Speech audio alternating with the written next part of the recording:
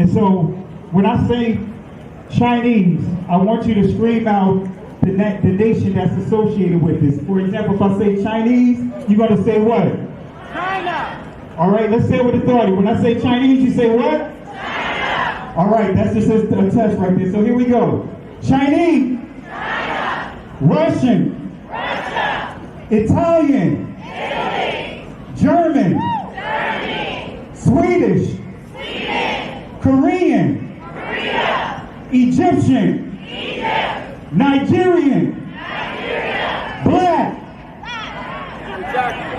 Nothing. Tell him, Pastor. Tell him, Pastor. Black, nothing.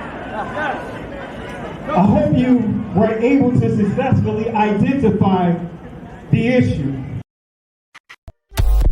The lion won't sleep tonight. 'Cause we woke now, and we woke now. I said the lion won't sleep tonight. 'Cause we woke now, and we woke now. They want us to sell our souls to barter profit. Like God's property, it's hard to market. So we steady to aim, keep your eyes on target. Cause when you got to drive, yeah, they'd rather you park it. But I don't valet, you ain't getting these keys. I'm keeping closed hands, I'm on bended knee. I'm just a reflection, dealing with 8 sections. Art mixed with life, you can feel the convection. Your lion won't sleep tonight. 'Cause we woke now, and we woke now. I said the lion won't sleep tonight. 'Cause we woke now, and we woke now. I said the I'm so glad you're here because you can bring great clarity. Can you tell us a little bit about the Sephardic Jews and how they were scattered because they went west? I sure can. Because the reason why I want to is because a lot of them, and a lot of people don't know this, are in the Caribbean. They are. In the islands. And you're one of them. I know that. I'm one of them. I know that. Because, you know, a lot of folk don't know that those roots are there. One of the first batches of slaves that came to Jamaica, they were the Sephardic Jews. It's documented. And they're all over the Caribbean, over the Caribbean, South America, Central America, and even the South Central United States. Wow. And DNA testing is a factor in all this now. Today, it is prohibited, and you can Google this, to do a DNA test in Israel. Totally forbidden. Wrong. It's illegal. It's a crime. You'll be jailed if you do a DNA test in Israel. Why? Because they know the truth will come out. You come from Poland, you come from Ukraine, you came from Europe, you came from everywhere else. And they were the original Middle Eastern Jews who lived together with the Muslims and the Christians for centuries. For centuries. So what happened to a lot of the Jews? I was told welcome home because I'm Jewish. Every single person who's Jewish that steps off the plane, especially for their first time in Israel, is told welcome home. Let's just sit with that for a second. This right here, this is my actual ancestry. I am 88% Ashkenazi Jewish, and none of my ancestors are from the Middle East. You know what you are? You're an ancient Israelite. Ancient Israel, that's who we are. That's who we are. So if you give me time, if you give me time, But all that he said, I know. We don't have. there are so many years. I know. Look at this. This is pages and pages of Yes. notes. And I promise we'll give more teaching. But here is my challenge to you. All right. I'm hearing some of your traditions. It's like the days of the Bible. Yes. Do you want to remain ancient Israelites, or you want to be Jews? Do you want to remain ancient? Oh, Miss Sophia. No, Miss Sophia, no!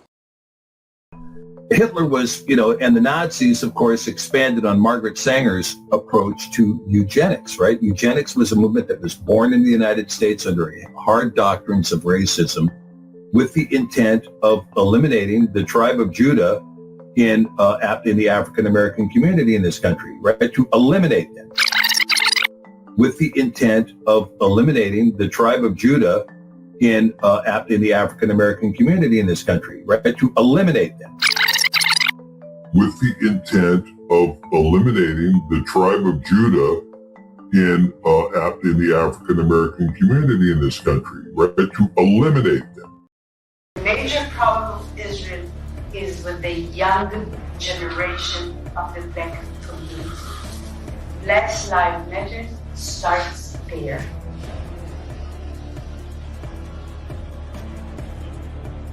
I had last week sit-down dinner in my house with 40 people, which are considered the leadership of the black community.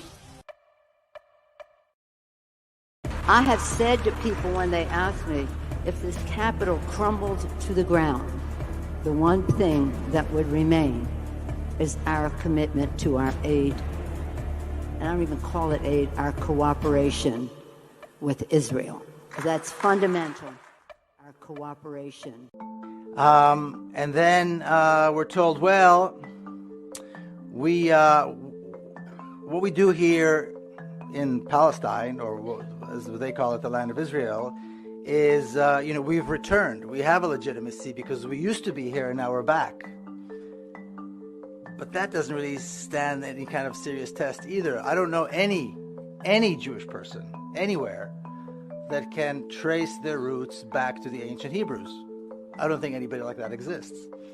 We know Palestinians in refugee camps and elsewhere have the deeds to their land and the keys to their home. I know no one Jew in the world or Jewish family in the world that can do that. So how could we claim that we were once there when we have absolutely no way to show that? We have nothing. So we're not really from there.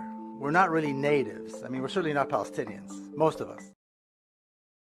It's going to be the first woman president, and that's incredibly exciting. And, she's Indian, she's black, she's everything. You can be more than one thing. It's incredible. I'm Jewish and Irish. I wish I was black. Every white Jewish guy wishes he was black. Every white Jewish guy wishes he was black. Every white Jewish guy wishes he was black. You would not influence me. I am my own person. I am a strong black woman. Genesis chapter 11, verse 10 explains the genealogy of Shem. Shem was a black man in Africa. If you repeat this fact, they can't laugh at you. If you repeat this fact, they can't laugh at you. If you repeat this fact, they can't laugh at you.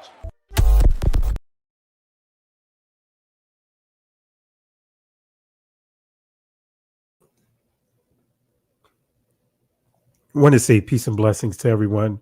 Hope and pray that you guys are doing good tonight. I pray that you guys started your Shabbat off to a great start. And I really appreciate you guys for the love and support. If you are subscribed to the channel, double check to make sure that you are still subscribed to the channel.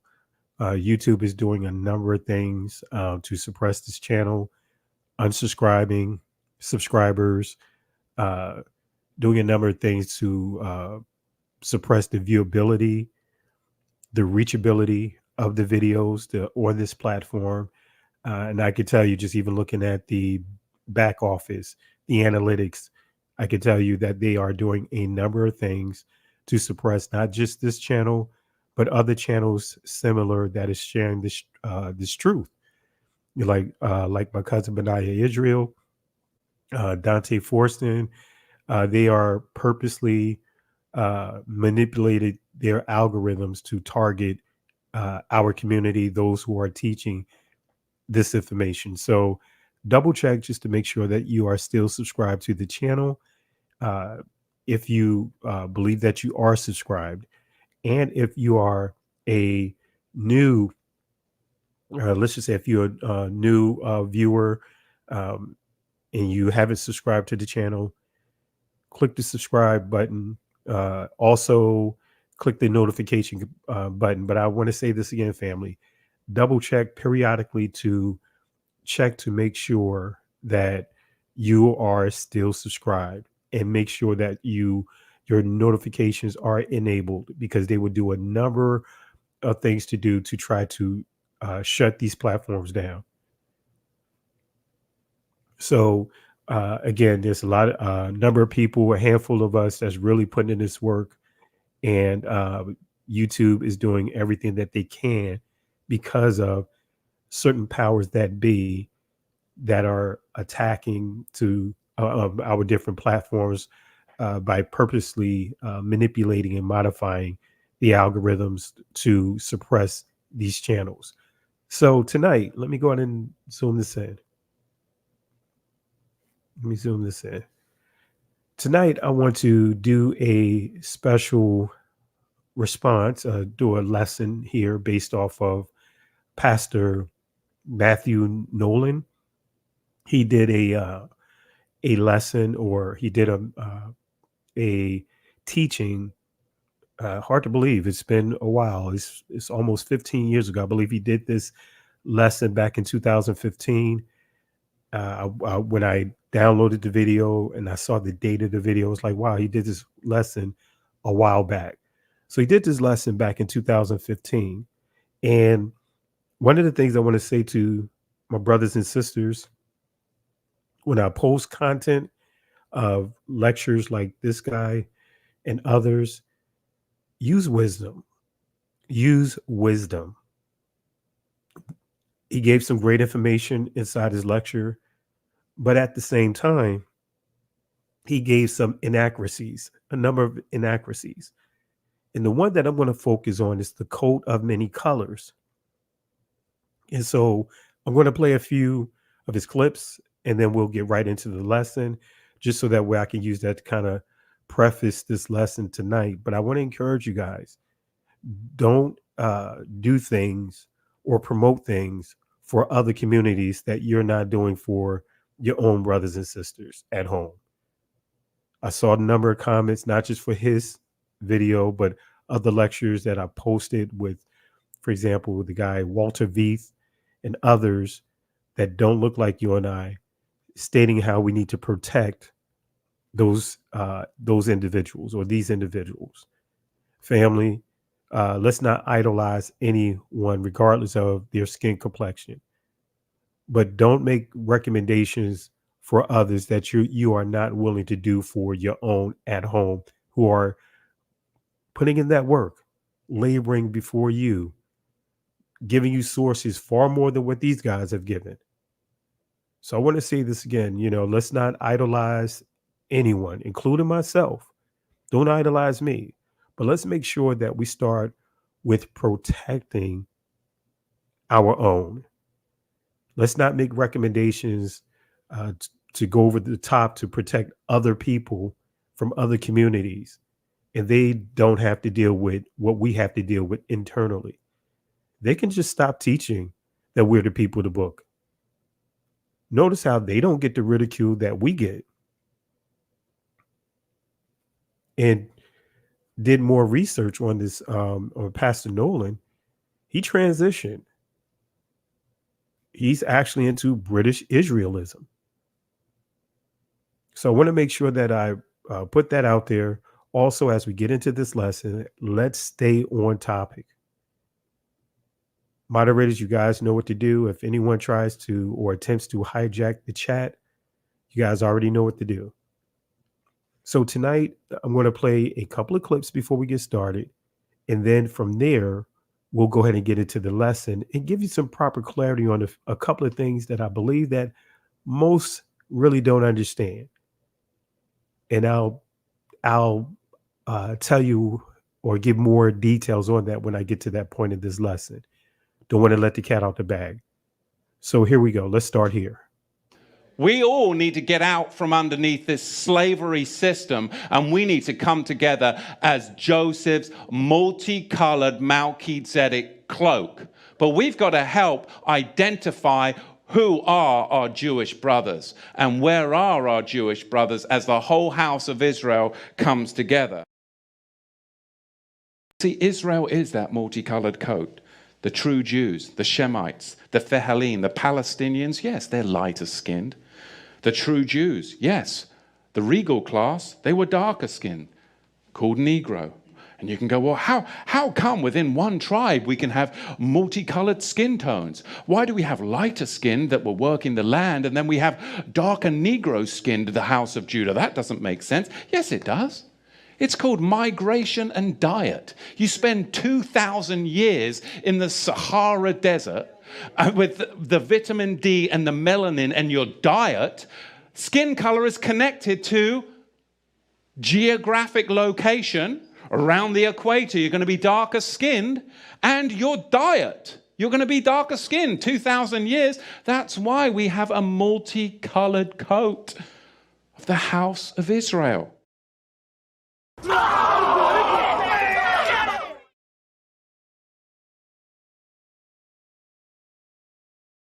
It's the healing hands that would come and take away that leprosy.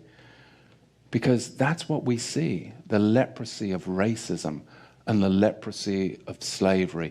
But within leprosy, you have all the pigmentations of mankind. Because first, the leper's skin would turn yellow and red, and then black, and then white. And it is only Yahusha that can heal that kind of wound. And that's why I'm telling you this. Because it is only Yahusha that can bring the whole house of Israel together. And he's the one that can heal that wound, because he is the Son of the Most High, who said, I am Yahweh, your Elohim, and I'm the Elohim that delivers my people from slavers. Amen. Yes, some of us have less pigmentation than others, but we're all part of that multicolored coat of Israel. All right, so we're going to deal with that, family. We are going to deal with that. We're going to get clarity on this multicolored coat.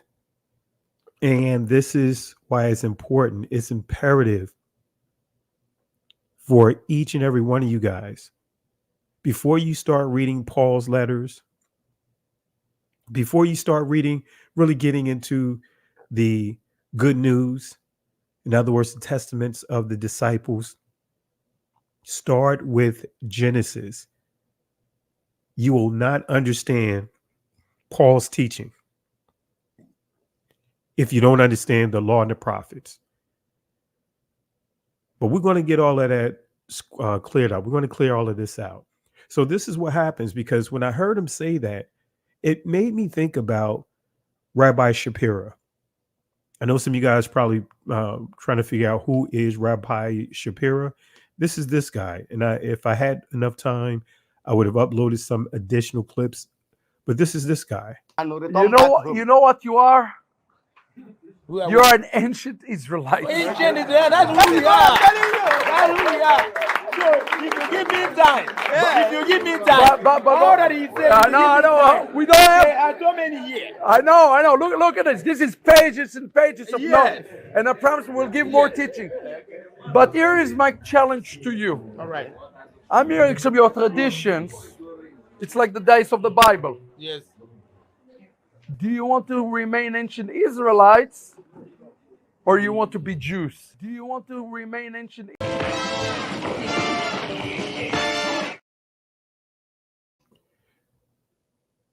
See, in the full discussion, I mean, he stated a lot in that discussion, but I have another video that I uploaded a few years ago.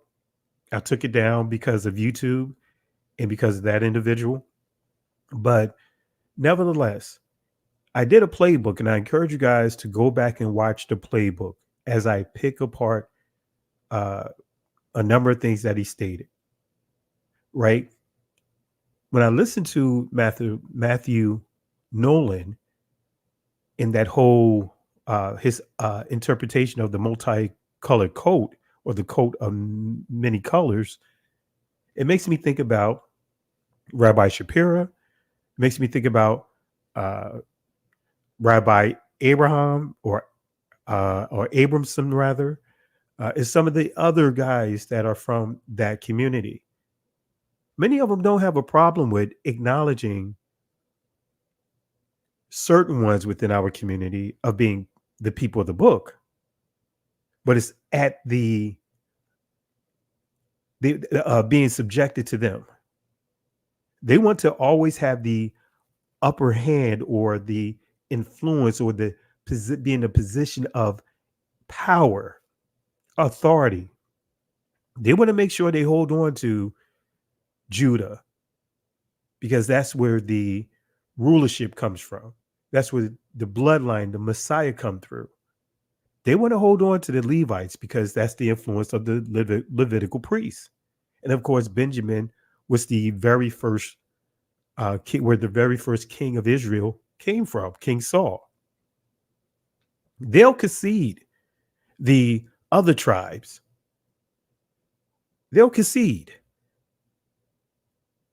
Because in that interview, Rabbi Shapiro he kept reiterating the tribe of Gad, even though the Igbo kept stating that they consist of all the tribes.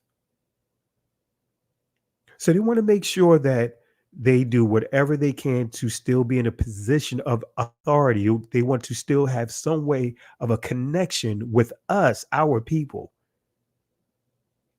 Not from a perspective of making sure that we get to our rightful place, as Isaiah prophesies about, but to make sure that they stay in a particular position of influence and authority.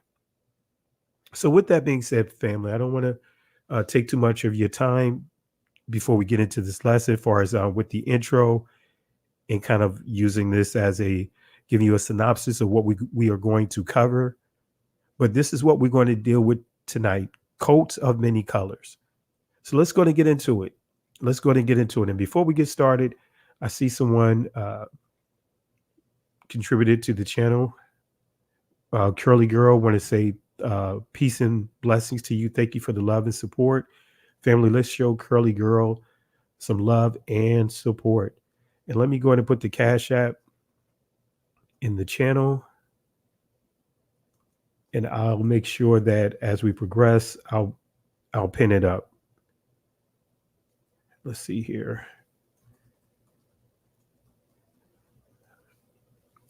So appreciate it, family. Thank you for the love and support again. All right, so let's go ahead and get into it. Coat of many colors, not the Gentiles. Let me say that again. The coat of many colors, not the Gentiles. And again, in order to understand Paul's letters, you are going to have to go into the book of Genesis, Exodus, Leviticus, Numbers, Deuteronomy, the books of law. If not, you're going to continue to perpetuate the behaviors that we see the Catholic Christian Church continue to do. All right, so let's get into it. Again, coat of many colors, not the Gentiles. So what is the coat or robe or dashiki of many colors? That's right. I said dashiki, and I'm going somewhere with this. What is the coat, the robe, or dashiki of many colors? Does it represent the so-called Gentiles? In other words, the other nations? Does it represent the non-blood descendants of Israel? Does it represent those guys? What is the meaning of the non-blood descendants of Israel? What is that? What is the meaning of that? Because I had a couple of people post in the comment section asking what is the meaning of the term non-blood descendants of Israel. I seem to be very obvious, but let me just just kind of give the definition of that. The term non-blood descendants of Israel typically refers to individuals or groups who are considered part of a broader, when we start dealing with the Jewish community as we know them, or should I say the Israelite community, through means other than direct biological descent.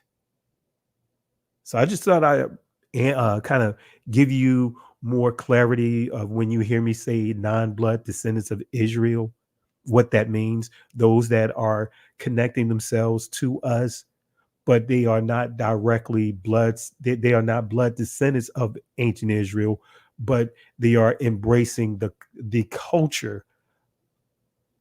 They're serving the Father. Now, the scriptures refers to them as sons of strangers. So let's go ahead and get into this. Genesis chapter 37, starting at verse 3. Let's get into it.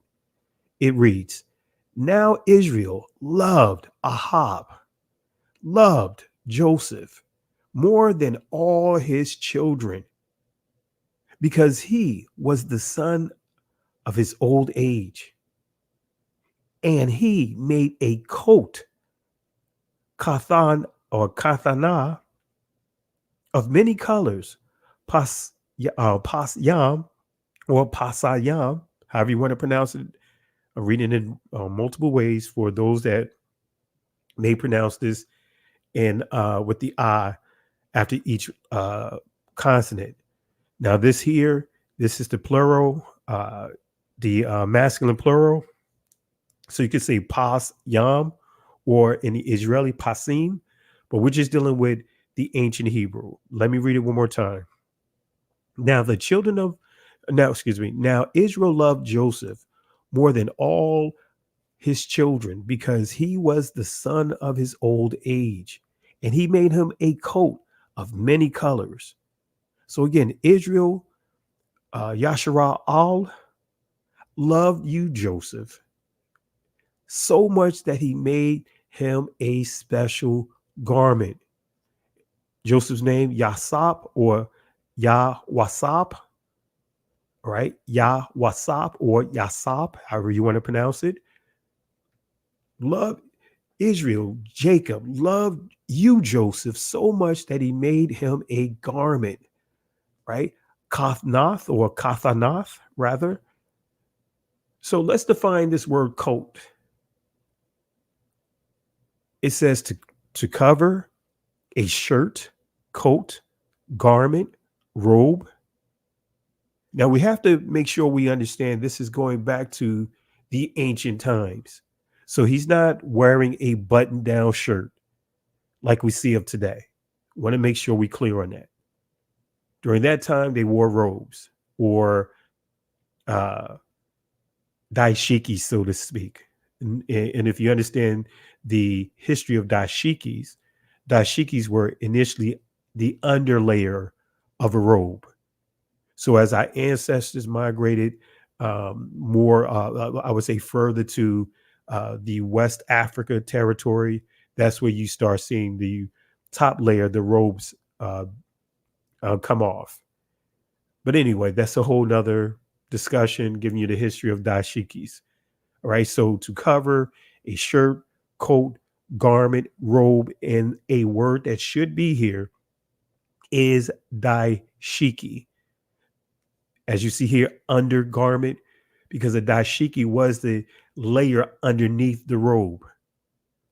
All right, but again, daishiki should also be here. So this coat, this robe, or should I say daishiki, was made with many colors. So what is the coat, the robe, or the daishiki of many colors? What is it? Are there any other important Israelite items that had many colors?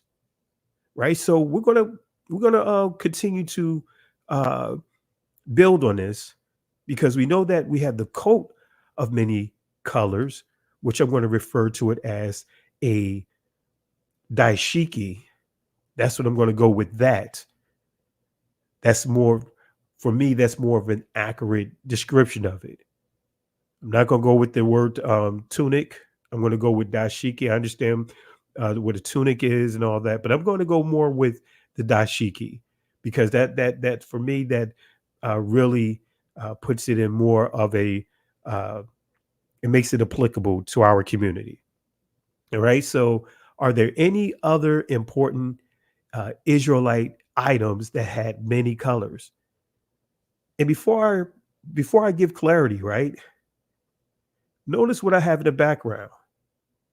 See, imagery is everything, because what we see on television, that has left a lasting impression on how we see certain things or visualize things within the scriptures.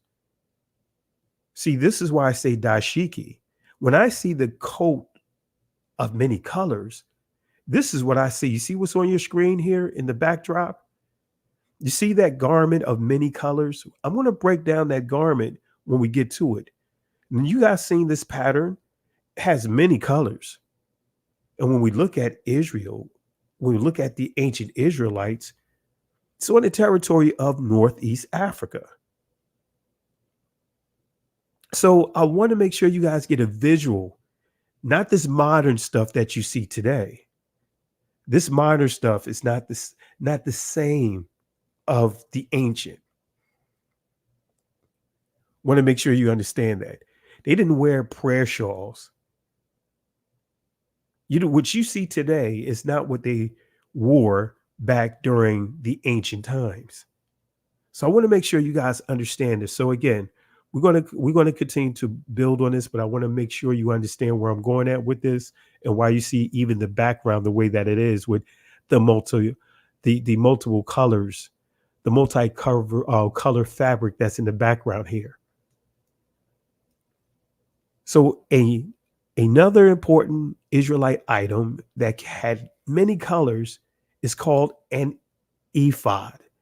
And I know you guys know what an ephod is, but I want to make sure I give you clarity on it, because this is another thing that I see in this awakening that many take out of context and really don't use these items in the proper context, as far as the ephod and understanding the difference between the ephod and the breastplate. Many are wearing the breastplate thinking that they are wearing an ephod. There's a difference between the two, and I'm going to explain that to you.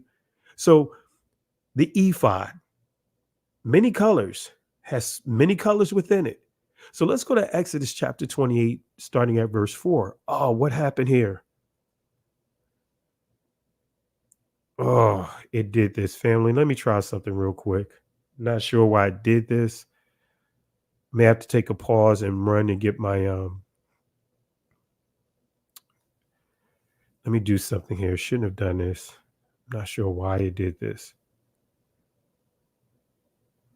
Bear with me 1 second, family. I'm gonna have to take a pause here and get my hard drive. I'm not sure why this did this. First, let me try to refresh this. For some reason, it's not showing my presentation like it should. Let's try this. Let me do this. Not sure why I did that.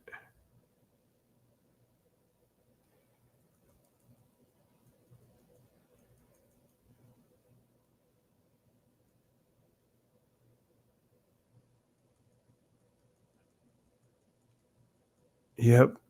Let me try this one thing. Let me close this out.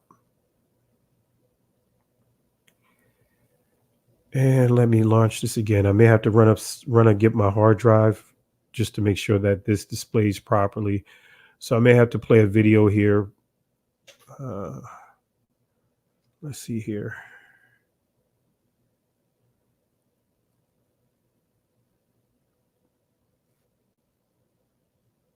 Yeah, for some reason, these items didn't come in correctly. You know what? Let me do it this way. Let me update this slide as we progress here. I don't want to hold you guys up. I'm not going to run upstairs. This is just crazy. I don't want to have to run upstairs, get my hard drive and all that other stuff. Let me update this slide, and we could just update the other slides as we progress. All right, so let me do it real quick. All right, so let me go ahead and update this slide.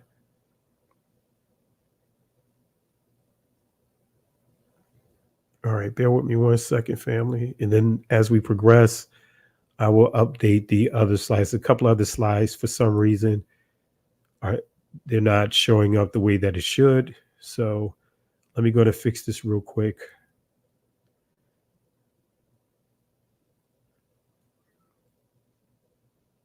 All right, let's see here. All right.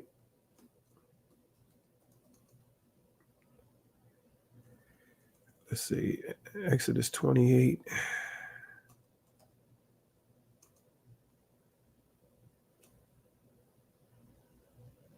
And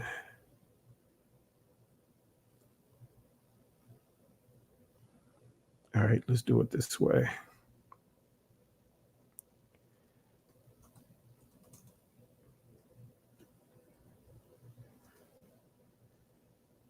All right. Almost there, family. Bear with me 1 second.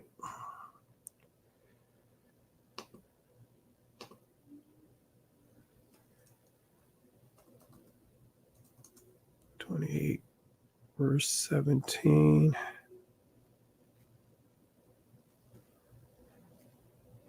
All right.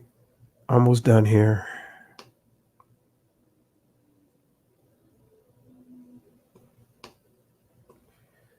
All righty. My apologies, family. Yeah, it's always a monkey wrench, so to speak. All right. Almost done here.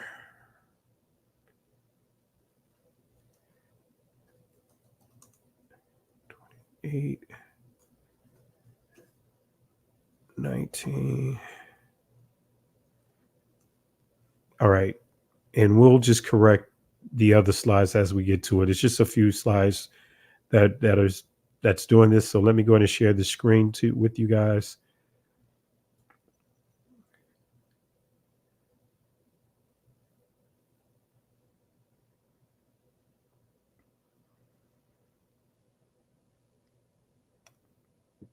All right. Now let me share this presentation.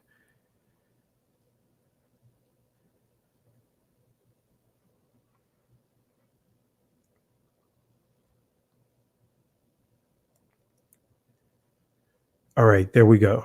All right, let's start at Exodus chapter 28, verse 17. And it reads, "And thou shalt set in it settings of stones, even 4 rows of stones.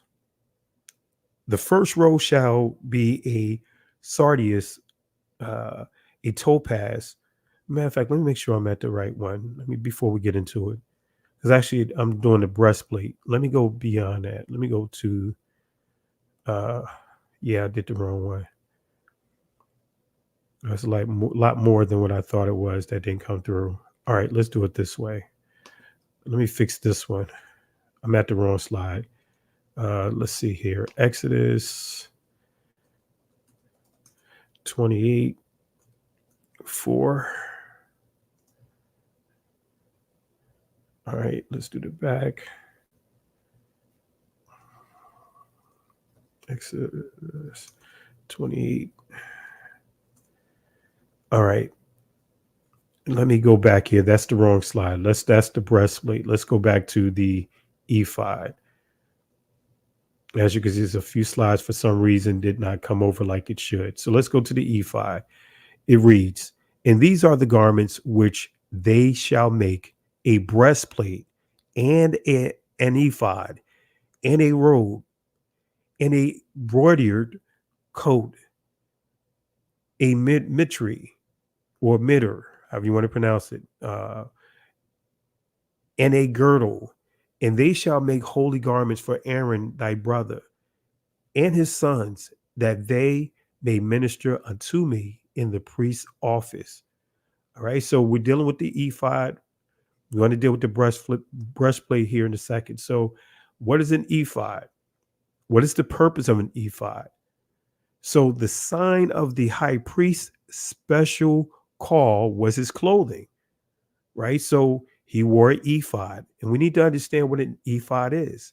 So the purpose of his clothing, for as the high priest, was to stir dignity and honor for Yahweh's call and for the priestly office. The charge was to make holy garments for a man who would personally minister to the holy Yahweh himself. All right, so let's go to the Hebrew dictionary of ephod, and let me fix this slide as well. This is one of those slides that for some reason, I'm not sure what was the issue, But let me go ahead and fix this real quick. All right. And let me fix the background of this as well.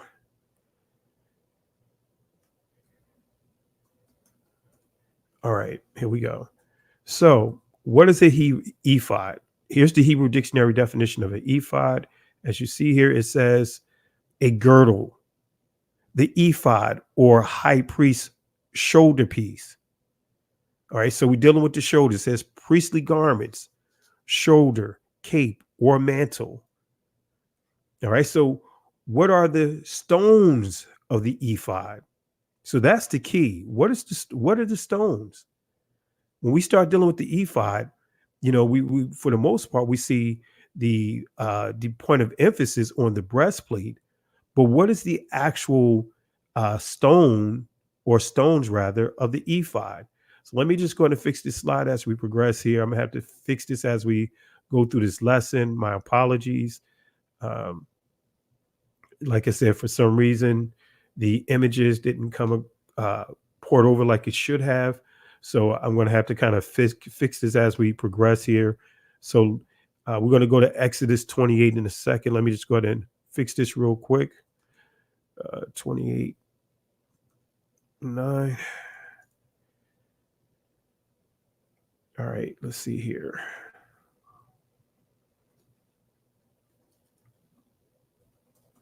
All right, 28. All right.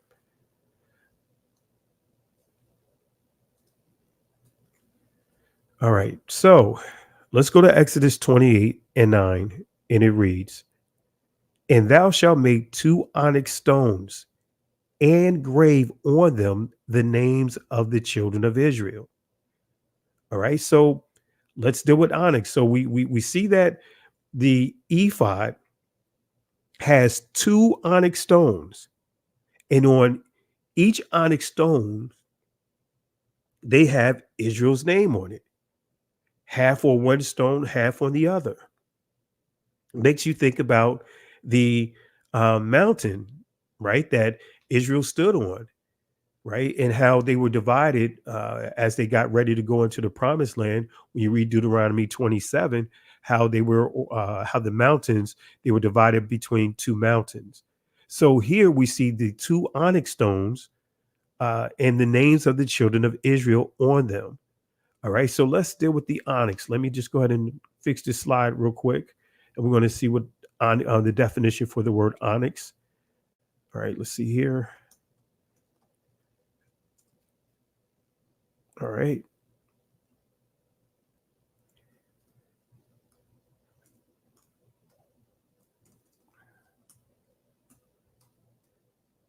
All right, let's see. Why is it doing this? Okay. All right, here we go.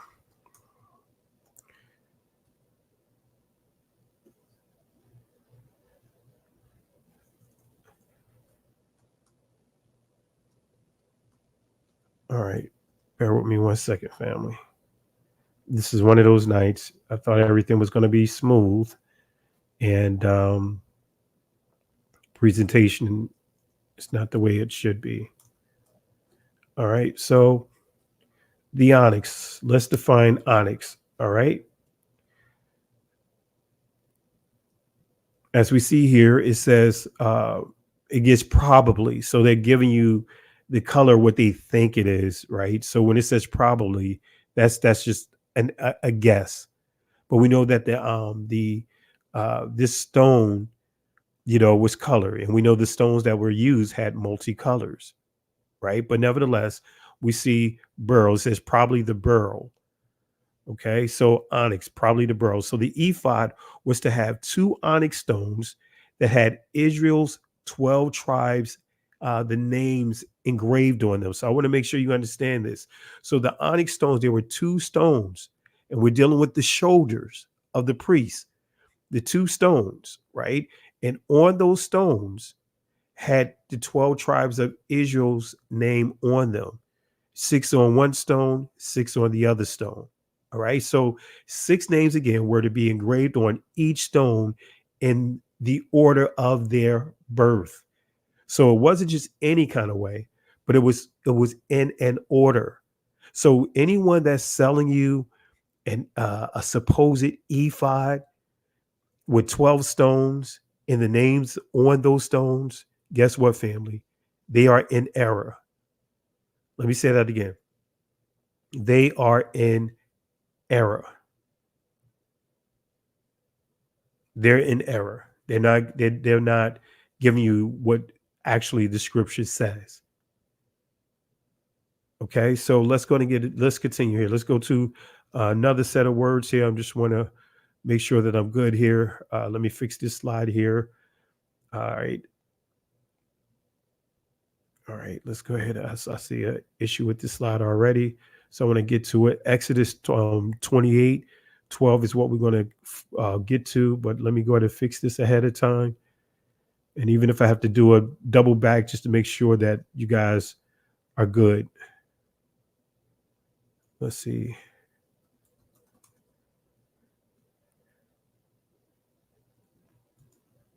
All right, so let's go ahead and get to it. All right, just want to make sure that my slides are together. So what is the purpose of an ephod? All right, so we identified how many stones and what the stones look like, but what is the purpose of an ephod? And let's go to Exodus, Exodus 28, verse 12, and let's see what it says. And thou shalt put the two stones upon the shoulders of the ephod for stones of memorial unto the children of Israel. And Aaron shall bear their names before Yahweh upon his two shoulders for a memorial. So the key point I want to make sure you guys understand, these two stones, they represent Israel. Let me say that again. These two stones represent Israel. Just like that multicolored coat represented the 12 tribes of Israel. Notice you don't see other nations. You don't see the word Gayam or Gawayam in the Israeli Gayim or Goyim. You don't see any of that. You see the 12 tribes of Israel. That's the point I really want to make. So the purpose of the ephod and the stones was a sign that the high priest represented and carried the name of Yahweh's people, the Israelites, before him as their mediator and intercessor. So the high priest wore two onyx stones on the shoulder pieces of the ephod. These stones were engraved with the names of the 12 tribes of Israel, 6 names on each stone. So each stone had the names of 6 tribes inscribed on it. The stones served as, again, a reminder of the tribes before Yahweh and were used as a symbol of the high priest bearing the names of the people on his shoulders. So again, another important Israelite item that had many colors is called a breastplate. So the question is, what is a breastplate? What's the purpose of the breastplate? And we're going to get into it right now. So we're going to go to Exodus 28, starting at verse 17. So let me fix this slide. I don't want to just get there and the slide is messed up. So let's make sure. All right, that looks like that slide is good. So let's go to this slide here. Exodus 28, verse 17. And thou shalt set in it settings of stones, even 4 rows of stones. The first row shall be a sardius, topaz, and carbuncle. This shall be the first row. And the second row shall be an emerald, a sapphire, and a diamond. Verse 19. And the third row, a ligure and an amethyst. Excuse me if I butchered the name. In the fourth row, a beryl and an onyx and a jasper. They shall be set in gold in their enclosing. So we see that these stones have multiple colors. There's 12 stones on the breastplate. So it says here, even 4 rows of stones. The first row shall be a sardius. All right. And let's see the Hebrew dictionary definition of sardius. And guess what? My slide is messed up. So let me go ahead and fix this real quick, family. Take a second here, maybe a minute at the max. All right. And I didn't have time to really give you different images here, but let's see here. All right. So we're going to fix this real quick.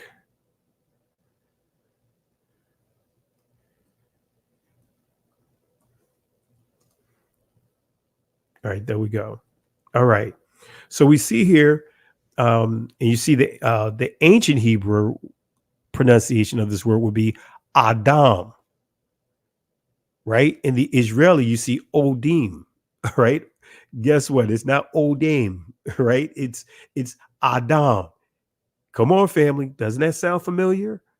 As you see, red is an example. The ruby, right? So we're dealing with a dark reddish brown Adam.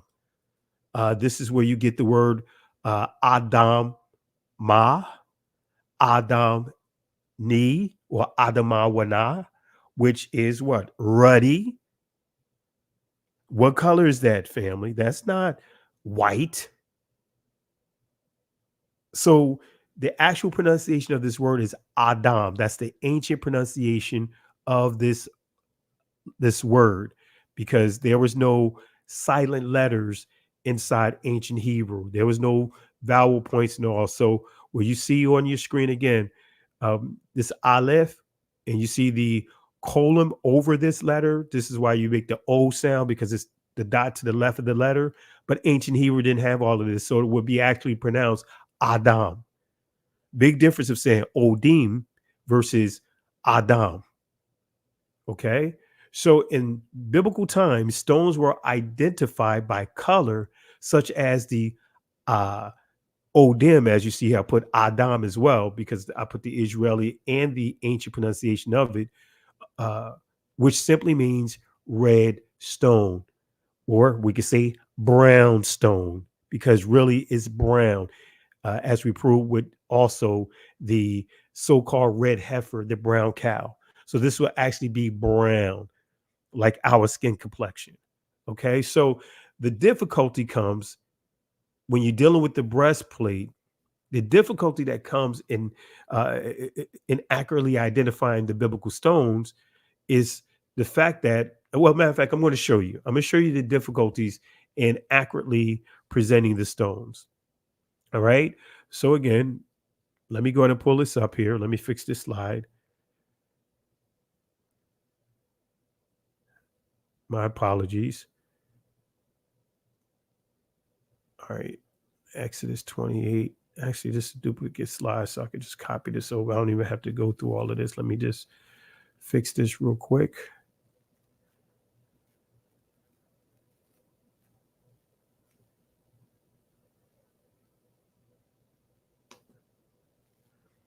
All right. So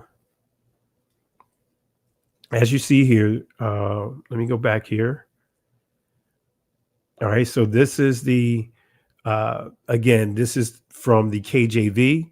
It says the first row shall be sardius, a topaz, and a carbuncle. This shall be the first row. The second row shall be an emerald, a sapphire, and a diamond.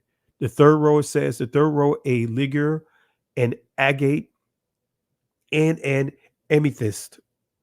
In the fourth row, a beryl, an onyx, a jasper. So I want you to make a note of this. You guys probably going to catch on to this. So let me go ahead and do the NIV. Let me just fix this real quick. All right, let's see here. All right, so let's start with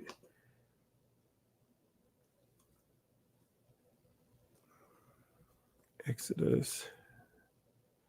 Oops. Can't believe my slides did this here. So let's go to Exodus 28.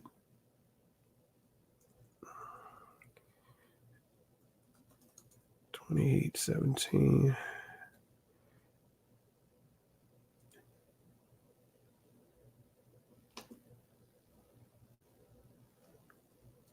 Exodus 28.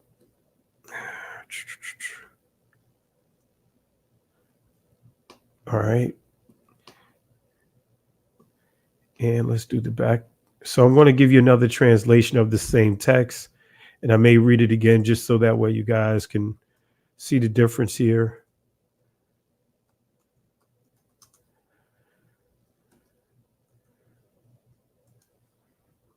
All right, so let's go ahead and read this out. All right. So this one says in verse 17, this is the NIV Bible here, says, then mount 4 rows of precious stones on it. In the first row shall there be a ruby, a topaz, a beryl. In the second row, a turquoise, sapphire, and emerald. Then when we get to the third row, it says a jacinth, an agate, and an amethyst or amethyst, however you want to pronounce it. In the fourth row, a chrysolite. Excuse me if I butcher these words. Chrysolites, an onyx, and a jasper. So I want to read it again: ruby, topaz, beryl, turquoise for the second row, sapphire, and emerald, jacinth jacinth, agate, and an amethyst. All right. And then on the fourth row, chrysolite, onyx, jasper. Okay. So let's do one more comparison here. And I'll tell you why I am sharing this with you. I'm going through this for a reason, to bring about one key point. Let's see. Let me go ahead and fix this slide as well.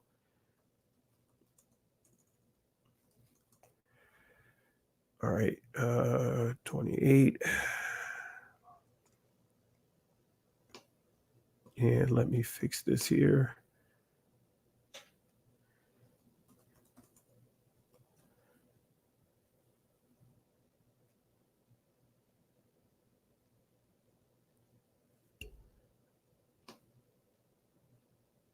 All right, almost done, family.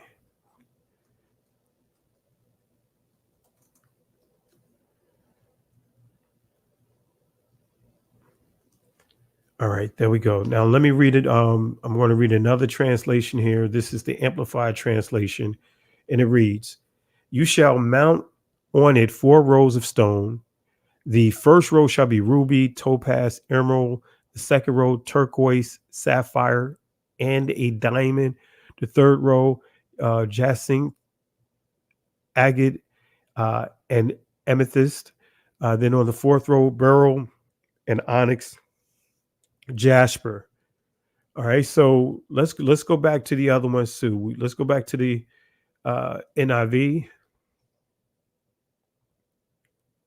That's the NIV, right? And as you can see here, ruby, topaz, beryl, first row, second row, turquoise, sapphire, emerald, third row, jacinth, agate or agate, and an amethyst. Then we see chrysolite, onyx, and a jasper. And then when we go back to the KJV, all right, so we see sardis, topaz, carbuncle, second row, emerald, sapphire, and a diamond. And then on the third row, a ligure, agate, amethyst. And then on the fourth row, beryl, onyx, and a jasper. All right. So I'm not sure if you guys caught it, but we're going to summarize this. Let me just go over to here. And let's summarize it with this point. What did you observe with each Bible version? And you could do this with your Bible app to really get clarity. But what did you guys notice from each Bible translation or version? All right. If you didn't catch it, I'll just give you the answer. This is what you should have noticed, that the different Bible versions placement and the names of stones on the breastplate differ. So that's the only thing that's the challenging portion, or the challenging part is the placement of the stones, the placement of the names and of the stones. All right, what stones was actually for each one of the sons, and that's the only area that's in question. But nevertheless, we see that it is uh, a multi-colored breastplate with 12 stones. All right, so let's go to identify the purpose of this particular item. So let me go ahead and do something here. Let me make sure this slide. Let me fix the background of this slide. You guys know how I do. Hopefully, this is the last one I have to do. All right, let me fix this here real quick. Exodus 28. All right. So let's go ahead and read this here. So Exodus chapter 28, verse 30, it says, "And thou shalt put in the breastplate of judgment of Urim and the Thummim, or Thummim, however you want to pronounce it, and the Thummim, and they shall be upon Aaron's heart when he goeth forth before Yahweh. And Aaron shall bear the judgment of the children of Israel upon his heart before Yahweh continually." All right. So, the purpose of the breastplate is twofold. All right. Let me just fix this here. All right. Just kind of cleaning up my slide here. All right. There you go. I saw something here that shouldn't have been. Let me save this real quick so that way I won't have to do this again. So the purpose of the breastplate was twofold: a sign that the high priest represented and carried the names of Yahweh's people upon his heart. That's why bloodline Israel is important, family. When we dealt with the ephod, we're dealing with the breastplate. And guess what? This is still going to tie back to the garment of many colors, the daishiki of many colors, the robe or the coat of many colors. Right? So a sign that the high priest represented and carried the names of Yahweh's people upon his heart, that he represented them before Yahweh continually. The second purpose of the breastplate was to hold the Urim and Thummim next to the high priest's heart. Okay, so this is a sign that the high priest is seeking Yahweh's will for his people, for Yah's people. And so the breastplate, also known as the breastplate of judgment, was a separate piece that was attached to the ephod. It was a square piece of fabric set with 12 precious stones, each representing one of the 12 tribes of Israel. But here's the kicker: unlike the onyx stones on the ephod, the breastplate stones were not inscribed with the names of the tribes, but were arranged in 4 rows of 3 stones each. Let me say that again. So if you call yourself purchasing a breastplate and it has names on them, guess what? They are incorrect. According to scripture, unlike the onyx stones that had the names of the 12 tribes, 6 on each stone, unlike the onyx stones on the ephod, the breastplate stones were not inscribed with the names of the tribes, but were arranged in 4 rows of 3 stones each. So I hope you guys understand that. Just want to give you some clarity on it, because I do see some in error with the ephod and the breastplate, because there is a difference. So the stones were to represent the tribes of Israel, not the non-blood descendants of Israel, not the non-blood that the other nations. See, this is the only way you can make the correlation is when you try to interpolate the text.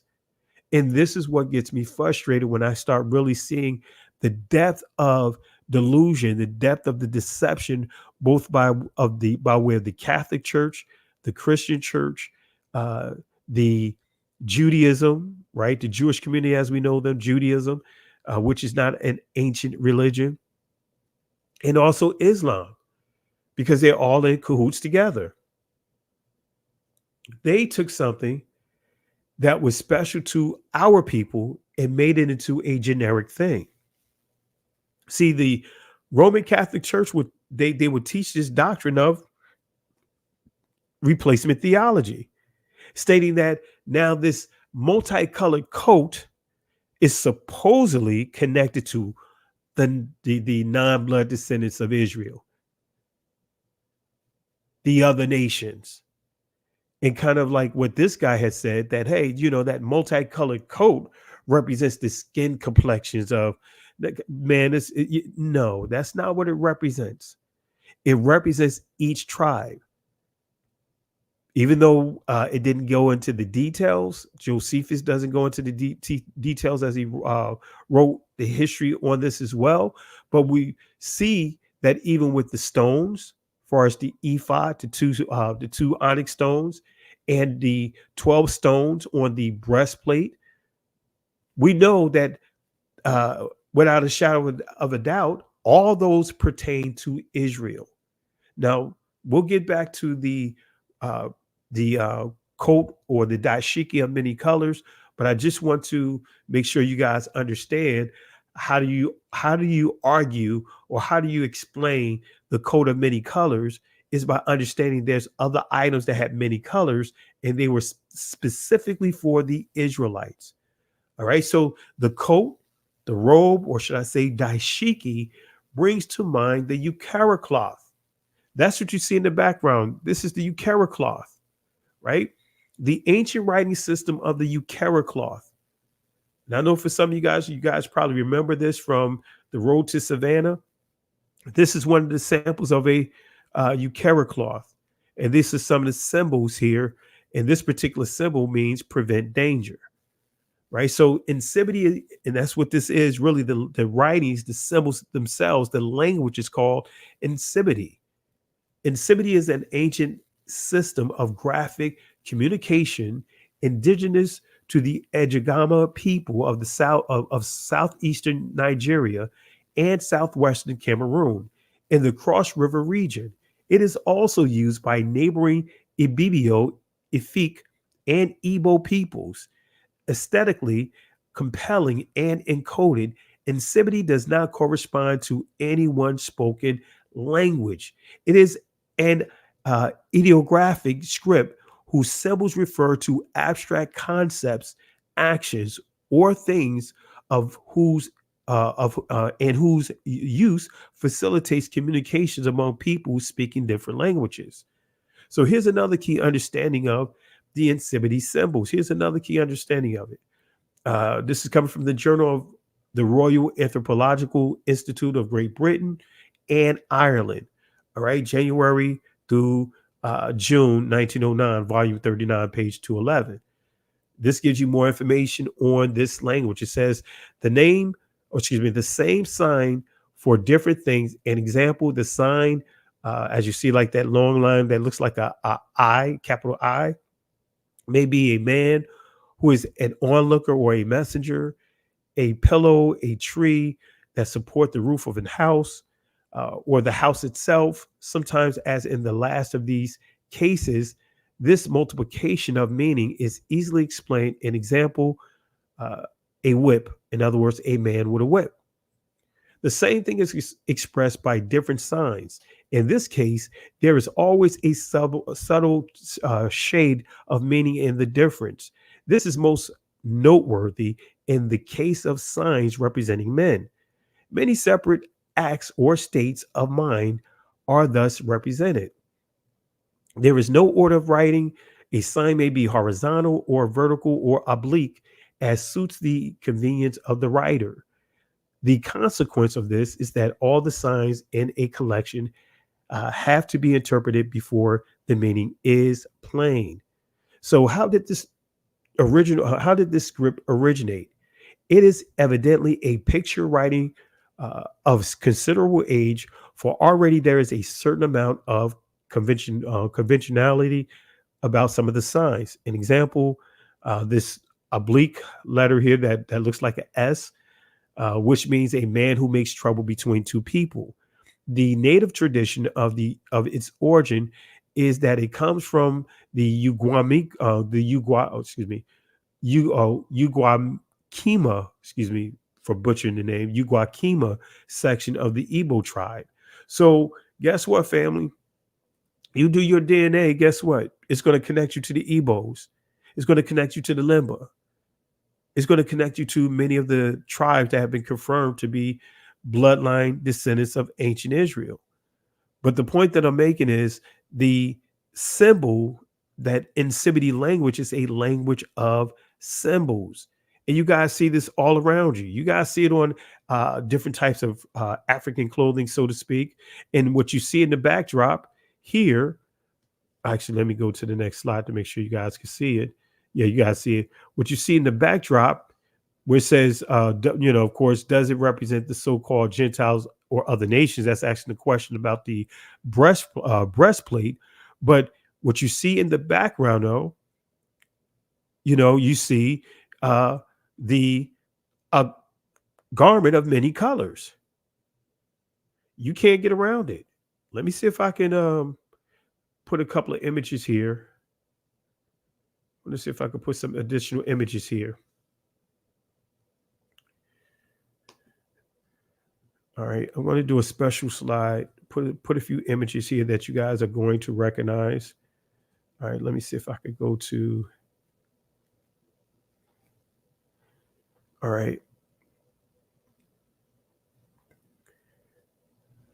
Let me copy one of these images here. Actually, I'm going to copy a few images here so that way you guys can see, get an idea here. All right.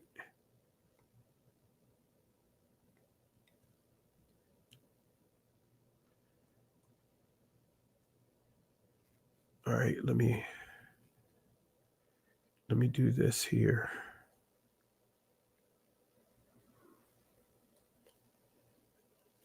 Bear with me 1 second, family.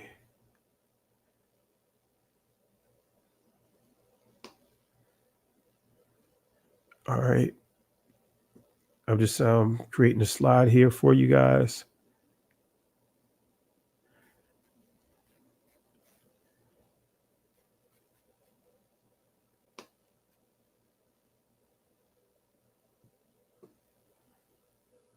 All right. Let me paste this over. I'm putting multiple patterns on this slide so you guys can see. Let me put another one here.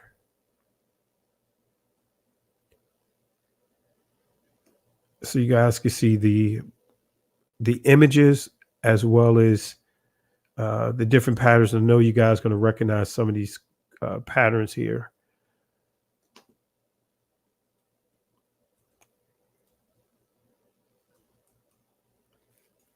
All right, bear with me 1 second. I'm not going to put a lot of them. I'm just going to put a couple on here, and I know you're going to recognize some of these patterns.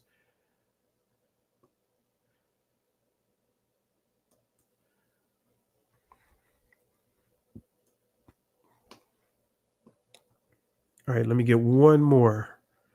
Let me get one more here, and that should do it. Let's see here. Let's put this one up. And I know you guys gonna recognize some of these patterns here.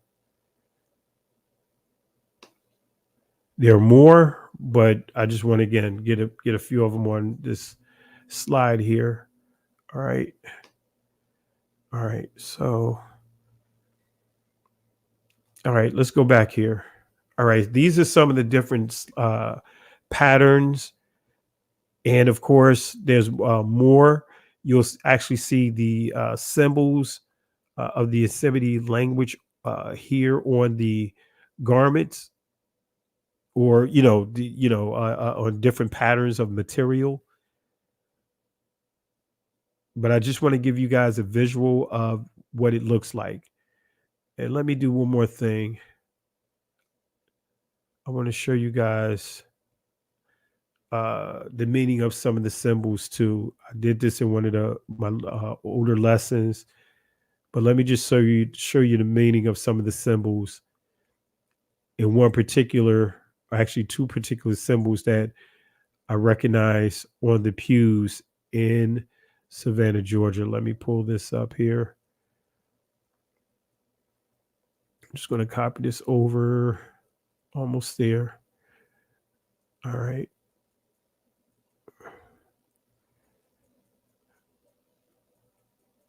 Actually, I thought I had it here. If not, we'll just, I'll just table that.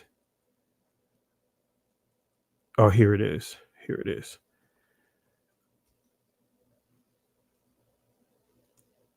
All right. All right, here we go. So this is the symbol, and then we'll wrap this up. Like I said, these 3 lines right here means prevent danger. And guess what? You see that this is it's far more symbols. This is a language among our ancestors who was on those slave ships. And notice what you see here. These 3 prevent danger. Men with whip, right? Causing trouble, right? But it also means prevent danger. Okay. So I wanted to just kind of show you the imagery so that way, you guys can, when you go back over and review this, and also when you're just viewing that the lesson on the coat of many colors, that can be better described as what you see here. Let me go back to this slide right here.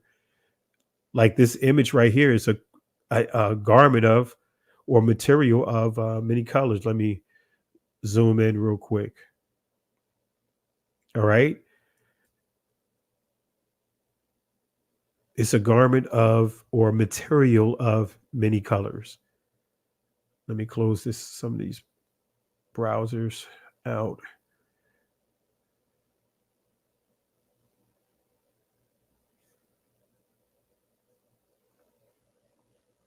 All right. So that's why I want to make sure you guys understand. So these symbols are actually, these are languages. This is a language. So our ancestors, they were able to write. This is a language that, you can write that no one would understand but our ancestors, multiple tribes. All right. So again, this is a language. This is a language. Okay, let me go ahead and fast forward. And you guys probably recognize some of this on patterns on blankets and so forth. All right, so let me go ahead and fast forward. So again, does it represent, when I say it does it, I'm referring to the coat of many colors. Does it represent the so-called Gentiles or other nations? I'm here to tell you, no, it doesn't. Does it represent the non-blood descendants of Israel? In other words, those individuals that decided that they want to embrace the culture of the Israelites. It doesn't represent them. So what is it? So what is the meaning of the coat, the robe, or this dashiki? What is the meaning of it? What does it symbolize? All right. So when we read the scriptures, I know when you start dealing with commentaries, many will say that this represents jealousy, the issues among the brethren. No, it doesn't.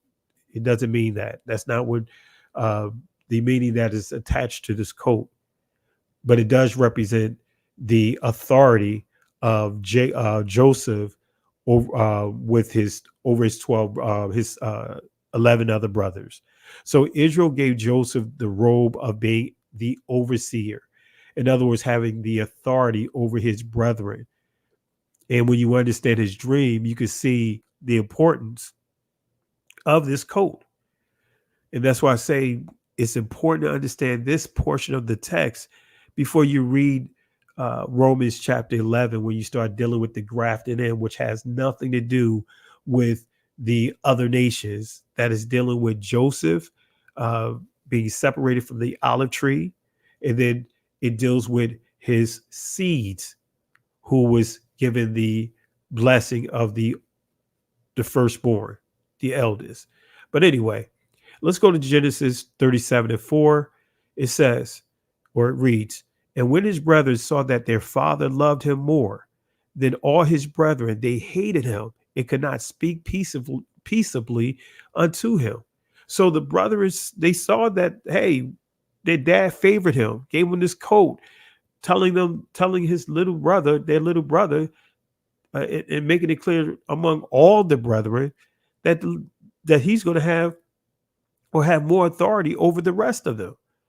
So when his brothers saw that their father loved him more than them, they could not overcome. Well, what does it mean? We see the Hebrew word yakal, this is ancient Hebrew. Well, what does it mean? Saying that they couldn't overcome. What's the proper context? In other words, to be able. In other words, so they couldn't even function properly because of this situation. And as you see here, any at all could endure, might overcome, have power. So they could not endure, they could not overcome their disdain at the situation. They could not overcome their disagreement. They could not overcome the bad taste that it put in their mouths based upon what the actions of their father and empowering their little brother. So that's what it means. So they were not able to push past the favoritism. So Israel, Yashara'ah loved you, Joseph, Yawasap, so much that he prioritized covering Kathanath, right? Or Kathnath, or however you want to pronounce it, both he and Rachel over his brothers. So again, Israel loved you, Joseph, so much that he prioritized covering both he and Rachel over his brethren. Come on, family. I'm going to prove that to you.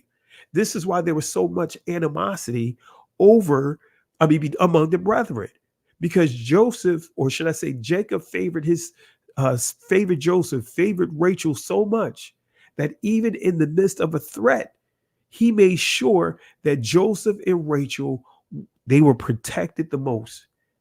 The chances of something happening to them, the odds of that happening, they had the slimmest odds. Because why? He made sure all the other sons, their mothers, was ahead of them. All right, let's go into the text and we'll wrap this up. Genesis 33, starting at verse 1, it reads, "And Jacob lifted up his eyes and looked, and behold," and this is when he was fearful of Esau, right? Esau coming, Esau approaching.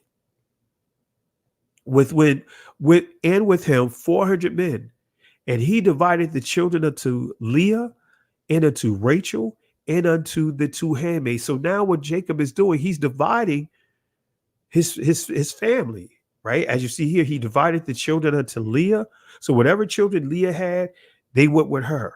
Whatever children Rachel had, they went with her. Whatever his two handmaids had, went with them. And he put the handmaids and their children foremost. In other words, all the children that the sons that Jacob had from his handmaids, they were at the front. So if an attack occurred, they will be killed first. Then after those that are at the front, the next layer was Leah, her sons, her children. So they were like the next wave. So if something happened to the first group, the second group will, more than likely something will happen to them. But the higher probability will be the first group. But then if they got past the first group, guess what? They was going to slaughter the second group. But notice what he did here. It says, and Rachel and Joseph hinder most. In other words, had them at the rear, the furthest away from the threat. That's why there was so much animosity. So let's look at this word hindermost. Let's see what it means. As you see here, it says late or last, following, last. The key is they were last, as you see here, behind. So Jacob made sure, even in the height of animosity, fearing the threat of his own brother, his twin Esau, he showed favor to Joseph and Rachel and made sure that all the brothers, their mothers, they were at the front to make sure that they basically provided a buffer to Joseph, to Rachel. And this is why there was so much animosity among the brethren, because Jacob favored Joseph so much. So this is where you start understanding how the wild olive tree, right? What they did was the sons, they separated, they cut off Joseph, right? Out of jealousy, they cut him off. So hindermost, akar, means to hinder, procrastinate, late or last, delay. So let's go back to Genesis here. So it says, and when his brethren saw that their father loved him more than all his brethren, they hated him and could not speak peaceably unto him. Come on, family. They see that their father is willing to sacrifice all of them, especially when you understand Shechem. And I'm not going to get to all of that here tonight because that's a whole nother explanation.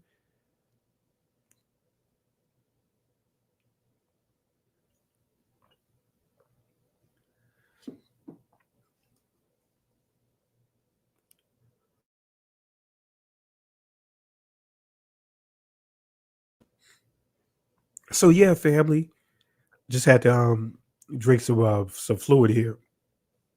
Throat getting dry.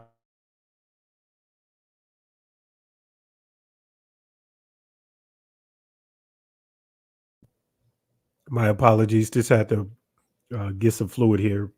But anyway, when you understand what happened in Shechem, when you understand the Shechem situation, you can understand the animosity, right? I may explain it to you after I get past this point. All right, let's go ahead and deal with this real quick. So, and when his brothers saw that their father loved him more than all his brethren, they hated him. In other words, Shana, this means that they saw him as an adversary. It could not speak peaceably to him, right? Unto him. So, what does peaceably mean? This is the primitive root word shalom. This is a place of peace. You have shalom, which means it is well, which deals with more of a salutation, like how we would say, "Hey, how are you?" Shalom would be a salutation. Is it well? Shalom, place of peace.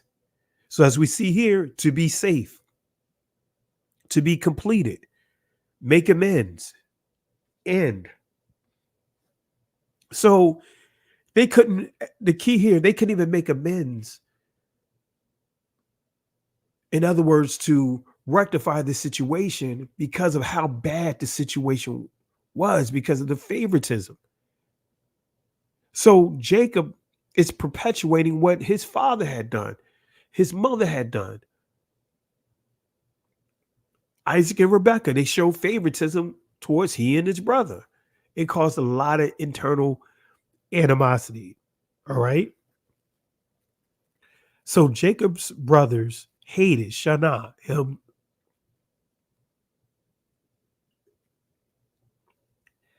So they hated him and could not prevail. They could not speak peaceably. Let me say that again. Jacob's brothers, they hated him. They looked at him as an adversary and they could not prevail. They could not overcome. They could not speak peaceably towards him. Had nothing good to say about him. So Jacob's brothers hated him to the point that he was no longer safe around them. Let me say that again. Jacob's brother hated him so much. They had so much disdain towards Joseph that he was no longer safe around them. All right. So we're going to stop right here. But just real quick about Shechem, and I'll do a special teaching on this. But when you start dealing with Shechem, this is where the place where Dinah, their little sister, was raped, taken advantage of, and how Levi led the way at punishing these guys, the perpetrators. So Jacob sent his sons out there trying to obtain resources, sent him to this dangerous place, but kept Joseph behind. All right, but we'll deal with that another time. But I just wanted to bring that out to you guys because, I'm losing my voice here and I got to teach tomorrow. Don't want to take it longer than what I need to. I want to get some tea on my voice, get some warm tea on my voice. But I really appreciate you guys. I hope and pray that this helps you guys and really give you proper clarity to show you guys that going back to the coat of many colors, it does not include the other nations. This is all about Israel. No matter how we look at it, it is all about Israel. Let me say that again. This is all about Israel.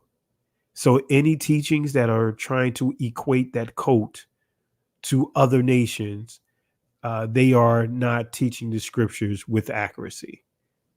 All right. So with that being said, family, I'm going to take it down here tonight. Really appreciate you guys for following me tonight. Hit the thumbs up. If you haven't subscribed to the channel, subscribe to the channel. If you haven't hit the thumbs up, hit those thumbs up because, again, YouTube is doing a number of things to suppress this channel, suppress this teaching, suppress getting the word out. So usually we will have 700-800 people easily. And as you can see, we're barely hitting 500. And so, like I said, this is what they do.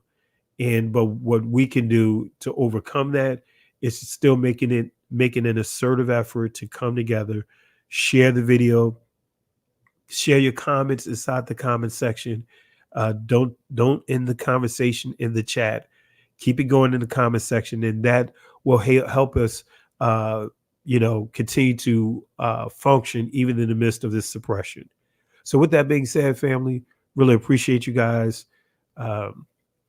In the words of the Most High that he gave to Moses to give to the children of Israel in Exodus chapter 14, verse 13 to 14, fear ye not, stand still, see the salvation of Yahweh. These Egyptians that you see here today, they will not have power over you ever again. The Most High will fight for you. But here's the kicker, family. You have to hold your peace. We have to hold our peace. The Hebrew word there is karash, which means be quiet. Can't go back. Can't stay here. Keep moving forward. Shalom.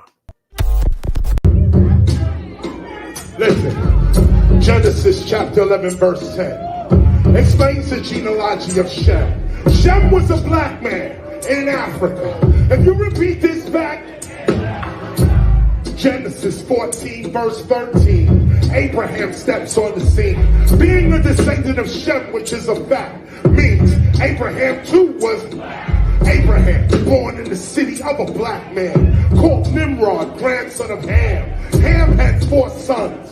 One was named Canaan. Here, let me do some explaining. Abraham,